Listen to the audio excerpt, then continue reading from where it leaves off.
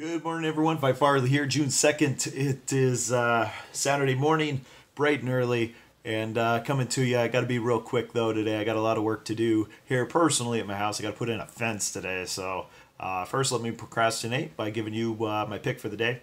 Also, want to say congratulations to Delaware. You were the first to join the new movement where you can offer sports betting there locally in your state.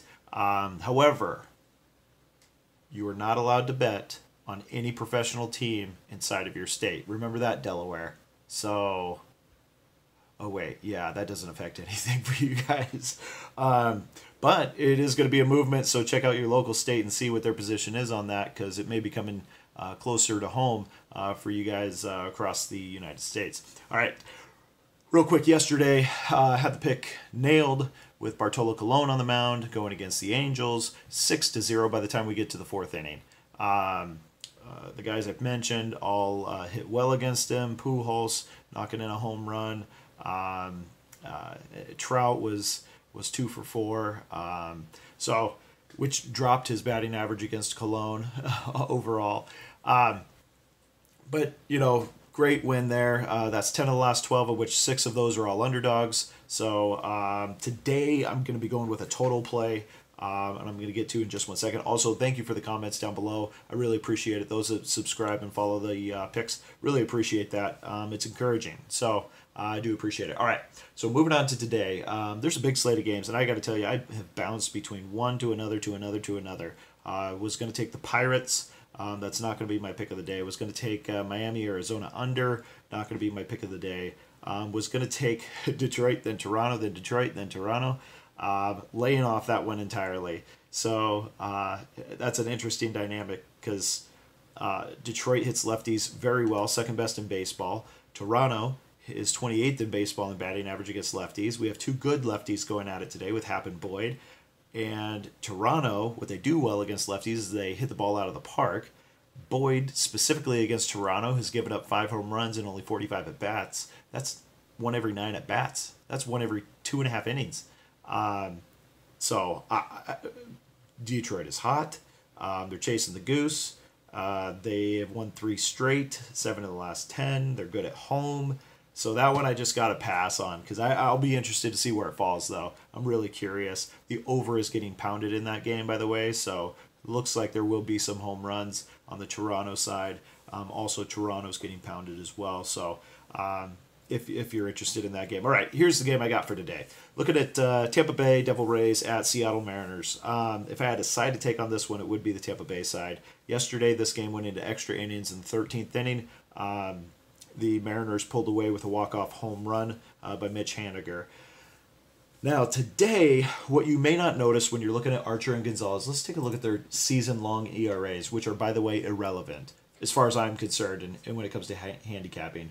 Archer, the veteran, has a 4.29 ERA, 3-3 on the season. Marco Gonzalez, who is a first-time starter, has a 3.6 ERA, and he's 5-3.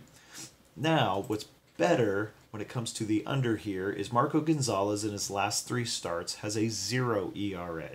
He's got 5 2/3, 7 6 2/3, averaging right about 100 pitches per game. So he's getting deep into these games. He's been allowed to pitch more. Early in the season, he was held to about an 80 pitch count, and now they're letting him go to 100, which is great for this under total. And again, in the last 3 games, he's given up just 5 hits, 2 hits, and 4 hits in those games in which he held the opponents to 0 runs. Meanwhile, Chris Archer, he has given up 1 run in his last 3 games total, 0, 1, and 0. Hits, 4, 4, and 2, so a total of 10 hits in 18 2/3 innings in each one of those games. He's been going right about 95 pitches per game there. Now, against the Seattle Mariners, Archer, 211 batting average for the roster of the Mariners. Only 1 home run, of course, coming from Nelson Cruz. Marco Gonzalez, not as much data when it comes to pitching against Tampa Bay Devil Rays. Not worth noting what he's done there. So if we just did last 30 days, these 2 pitchers, 2.3 ERA for Marco Gonzalez, 2-1. 2-1, opponents batting .259 against him. Chris Archer, we're going to go the same way. Hold on, it's coming up 1 second. I'm bouncing between tiles here. Last 30 days, 2.2 ERA, 32 and 2/3 innings. He's gotten a lot of innings. Opponent's hitting just 193 against him. Again, if I had to take a side in this one, it's going to be the Tampa Bay side, but I'm going to just take the total. We're at 8 right now. I'm going to look to see some sharper money coming in. The line opened up at 7.5. This is one thing that I noted in on. The line opened up at 7.5, and it was a minus 125. So tease it, not paying out well if you were to take the under in that, thinking that probably sharp money is waiting to pound a 7.5 under, of which the line has then since moved up to 8. Concerned that it moved up towards 8, but I'm seeing a lot of money. We're seeing 65% of the tickets on the over, 64% of the money on the over. I'm expecting to see some under money pounded here before start of that game by 7:10 tonight. So I think there's going to be some sharp money coming in on the under as we get closer to game time. Seattle Mariners, the way they've been winning is through their pitching here lately since they've lost Robinson Cano.